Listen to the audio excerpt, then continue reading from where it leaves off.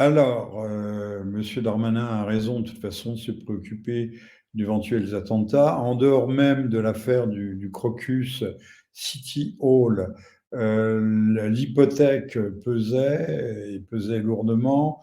On sait que les forces de sécurité françaises s'arrachent les cheveux en se demandant comment sécuriser les quelques kilomètres, 6, 7 kilomètres de parcours de la cérémonie d'inauguration sur la Seine. Le risque existait. Alors maintenant, il ne faut pas se moquer du monde. C'est Monsieur Darmanin et la France trouvent dans l'affaire moscovite un prétexte pour attiser un peu la peur, la réactiver et faire passer, le cas échéant, des mesures qui seraient très impopulaires, notamment dans le déroulement des Jeux Olympiques, qui seront réservés à la fois aux gens du 93, que l'on invite massivement, et à des officiels, mais certainement pas aux Français de base. Et puis cela conforte aussi la thèse officielle mondialiste, washingtonienne, française, londonienne, berlinoise, d'une activité, de l'État islamique au Khorasan, ça se prononce comme ça, hein, je pense Khorasan, et alors que de toute évidence, c'est une fausse piste, c'est un leurre que l'on a lâché pour faire passer un...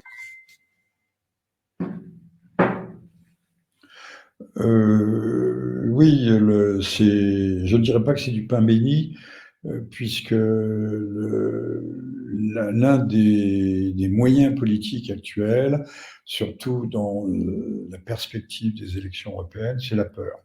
La peur qui permet de regrouper le troupeau sous la houlette du pouvoir macronien, mais également, quand je dis pouvoir macronien, c'est beaucoup plus large. Ça s'étend sur à peu près la totalité de l'arc républicain ou même de l'éventail parlementaire qui ne râle ou ne conteste que dans des cas bien précis et pas toujours à bon escient. Alors, je vois aussi une autre dimension à cette mobilisation qui, de toute façon, aurait dû avoir lieu, puisque la menace est permanente et que Daesh, si c'était Daesh, a de bonnes raisons de s'en prendre à la France parce que la France est intervenue à de multiples reprises sur des terrains justement en concurrence, je pense notamment au Sahel, en concurrence avec l'État islamique.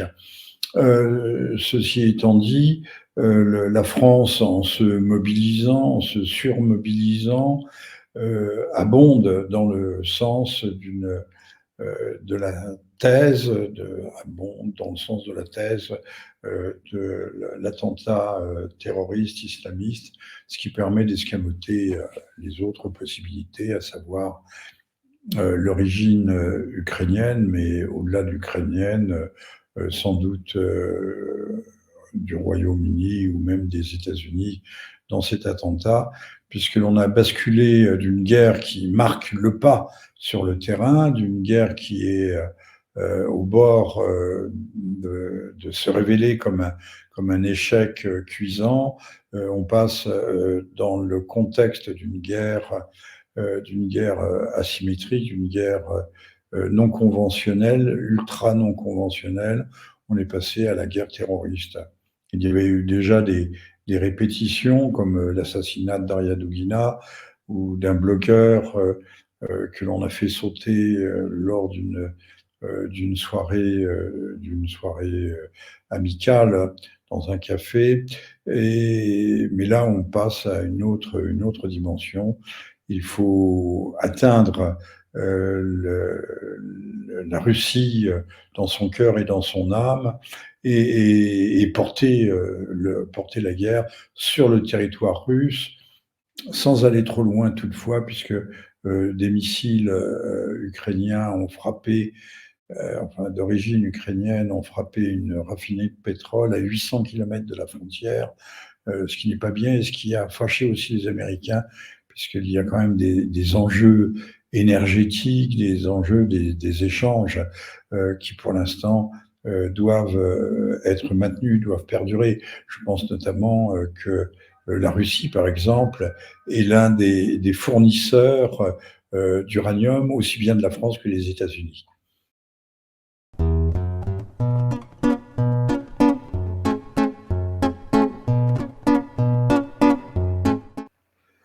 Euh, À propos de Douguin, il est dans la mouvance. C'est pas un homme des premiers cercles du pouvoir, mais c'est intellectuellement, il guide, il compte. C'est ce qu'on appelle, effectivement, il est présenté comme un idéologue, c'est vrai, c'est un idéologue qui représente la tendance eurasiste, c'est-à-dire quand même avec une hostilité réelle.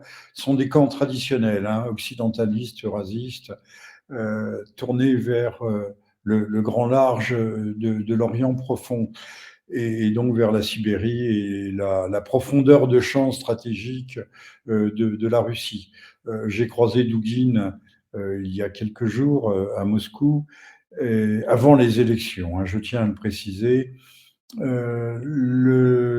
Douguin est un homme qui compte, et qui compte dans les cercles intellectuels, et dans les cercles intellectuels russophiles. Et quand on dit russophile, ça veut dire ceux du Sud global, qui aujourd'hui commencent à s'agréger et à se pénétrer d'ailleurs de culture russe, qui est une culture non seulement qu'on ne peut pas ignorer, mais vers laquelle nous devons nous aussi nous tourner, dans la mesure où elle représente une continuité traditionnelle, de la tradition des valeurs.